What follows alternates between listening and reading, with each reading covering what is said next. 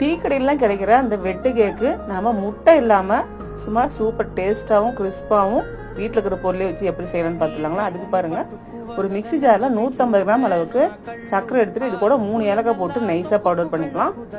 ஒரு பவுலில் 300 கிராம் அளவுக்கு மைதா சேர்த்துக்கலாம். 100 கிராம் அளவுக்கு ரவை சேர்த்துக்கலாம். இப்போ இது கூட நம்ம அரைச்ச அந்த சர்க்கரை இதையும் துளியும் சேர்த்துட்டு இது கூட 2 பிஞ்சு உப்பு, ஒரு 1/4 டீஸ்பூன் அளவுக்கு ஆப்பச்சோடா சேர்த்துக்கலாம். சேர்த்துட்டு இது முன்னே எல்லாமே நம்ம கலந்துக்கிட்டு ஒரு 2 டேபிள் ஸ்பூன் அளவுக்கு நெய் சேர்த்துக்கலாம். முட்டைக்கு பதில் நம்ம நெய் தான் சேர்த்துக்க போகிறோம்.